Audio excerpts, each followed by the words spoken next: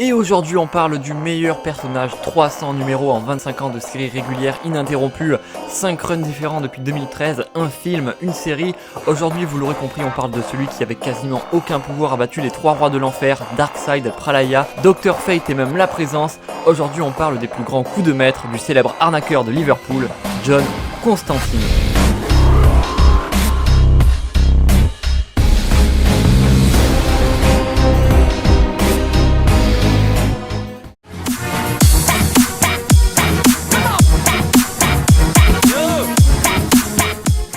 Et bien que le Dr Fate ait un pouvoir complètement démesuré à 1000 lieues de celui de John, notre Hellblazer a quand même réussi à le sceller dans une carte à jouer en le manipulant. J'ai déjà fait une vidéo dessus donc on va passer un peu plus rapidement que pour les autres, mais en gros c'est très simple. Tu invoques Anubis, le boss final des dieux égyptiens, pour se soumettre à son jugement, ce qui le forcera à se choisir un nouveau représentant entre Nabu et Constantine. Ensuite tu insultes un maximum Dr Fate pour lui faire péter un câble et ne pas hésiter à faire des punchlines sur son apprenti mort. Vous voyez tout le temps sur les réseaux, ce mec il est malveillant quoi. Une fois aveuglé par sa rage, il se fera dévorer par Anubis, ne se rendant même pas compte que tout cela n'était qu'une illusion, qu'Anubis était en fait un djinn qui avait une dette envers John Constantine et qui avait donc pris l'apparence d'Anubis pour déstabiliser Nabu, laissant donc le temps à John de le sceller dans une carte pour un game propre, efficace et sans bavure. Donc finalement qui est le plus con dans l'histoire?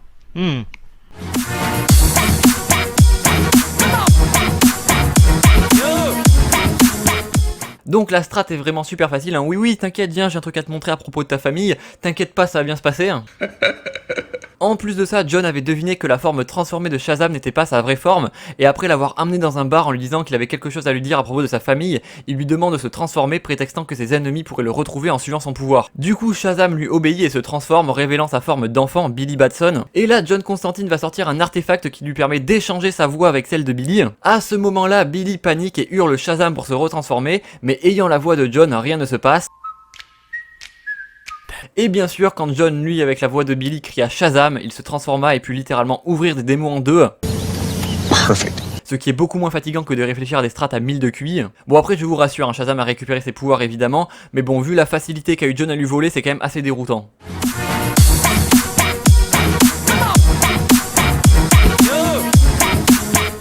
Alors là on assiste à un grand classique, voilà, Garcenis, le manque de respect est total. Évidemment vous n'êtes pas sans savoir que les démons sont très vulnérables à l'eau bénite, hein, c'est leur principale faiblesse et que donc il a fui comme la peste. Et un jour John était en train de se bourrer la gueule avec son pote Brendan, ce dernier lui annonce qu'il a une maladie incurable et que donc il va mourir à la fin de la nuit. Et pour oublier leurs problèmes finalement il a fait une bière à base d'eau bénite pour se bourrer la gueule un maximum, voilà, pour être sûr d'être complètement rabat.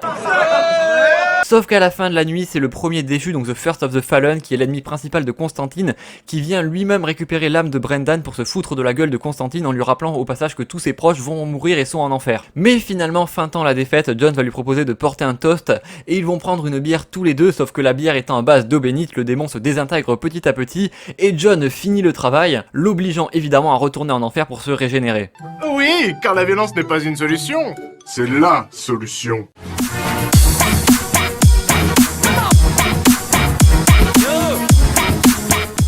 Parce que oui, tuer des démons c'est devenu trop facile pour John Constantine, du coup si au passage on peut aussi manipuler un fucking dieu de la mort, et ben écoutez c'est beaucoup mieux. Alors un peu de contexte, on est dans Hellblazer All is Engine de Mike Carey, et un démon s'amuse à faire un casino avec des âmes humaines. Le mec se recrée un espèce d'enfer sur terre pour en être le roi, et pour ça il va utiliser les âmes déjà affaiblies des personnes malades partout à travers le monde. Sauf que pas de chance, l'âme de Tricia Chandler, la fille de Chas Chandler qui est le meilleur ami de Constantine, va être emprisonnée par le démon. Je pense que ça va pas tarder à partir en couille, sérieusement. Constantine va donc mener l'enquête, mais après plusieurs échecs, il va admettre que le démon est bien trop puissant pour lui. Mais est-ce que ça va le décourager ? Évidemment que non. Il va s'allier avec Mictlantecuhtli, le dieu de la mort des Aztèques, et grâce à lui, il va attirer Beroul, donc le démon méchant, dans un piège. Parce que en effet, une fois en dehors de son manoir, Beroul est vulnérable et à ce moment, le dieu de la mort aztèque va refusionner le corps de Tricia et son âme, l'âme qui était évidemment à l'intérieur de Beroul, parce que les démons gardent les âmes dans eux, évidemment, pour pas que d'autres démons puissent leur voler. Sauf que du coup, comme le dieu de la mort va faire refusionner le corps de Tricia avec son âme, et ben ça va littéralement le faire exploser de l'intérieur. Sauf qu'évidemment, on peut jamais faire confiance aux démons, et encore moins au putain de dieu de la mort, donc du coup Mitsubishi va décider de garder l'âme de l'enfant. Sauf que là John il va passer en mode bas les couilles, il va sortir un fétiche avec une mèche de cheveux de la petite fille et va dire au dieu de la mort que s'il ne quitte pas le corps tout de suite, il va tuer la petite fille en allumant la mèche et donc ça va brûler le fétiche, ce qui aura comme pour effet le vaudou finalement de faire aussi brûler le dieu de la mort. Évidemment le dieu de la mort n'est pas dupe, il va lui dire tout ce que tu veux c'est sauver la fille, alors je vois pas pourquoi tu la tuerais. Et là John Constantine il va littéralement en avoir plein le cul, il le regarde droit dans les yeux en lui disant J'en ai rien à foutre. écoute-moi bien, j'en ai plein le cul de vos conneries, de toute façon la gamine elle est condamnée, elle est passée entre les mains d'un démon et d'un dieu de la mort, alors autant finir le travail et tuer un putain de dieu de la mort. À ce moment-là, le dieu de la mort va évidemment lâcher le corps pour pas mourir, et Chaz va donc sauter sur John pour pas qu'il tue sa fille. Mais en fait, John Constantine avait tout prévu puisque c'était des faux cheveux attachés au fétiche, et donc la gamine ne craignait absolument rien. Encore un coup de bluff magistralement orchestré, même si celui-là était vraiment très audacieux.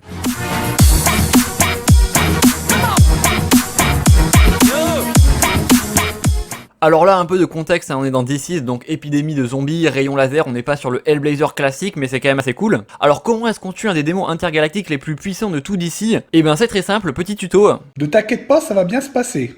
Étape 1, on va à Nanda Parbat pour voler leur lance sacrée qu'ils protègent depuis des millénaires et tuer leur déesse. Oui c'est vraiment pas sympa. En plus tout ça c'est dans le seul but d'énerver Deadman afin qu'il se jette sur John et qu'il puisse piéger son âme avec le manteau de Ragman qu'il avait volé auparavant qui lui aspire les âmes. Étape 2, voler la boule de cristal de Madame Xanadu, insulter le spectre, insulter le Phantom Strangers, mentir à Zatanna, tuer le Dr Fate, lui voler son casque et son amulette, voler le pouvoir de Shazam encore, ne pas mentir à Zatanna pour finalement lui rementir juste après. Étape numéro 3, insulter Trigon, casser la gueule à Trigon, se faire tuer par Trigon. C'est une défaite. Étape numéro 4, devenir un fantôme comme Deadman car on avait au préalable absorbé son pouvoir avec la cape de Ragman. En tant que fantôme, posséder Trigon pour le faire se suicider avec la lance qui tue les dieux de Nanda Parbat qu'on avait aussi volé au préalable. Et voilà, rien de plus simple, on peut passer à la suite. Bon, évidemment, ça a pour effet qu'on meurt dans l'opération, mais au moins ça marche.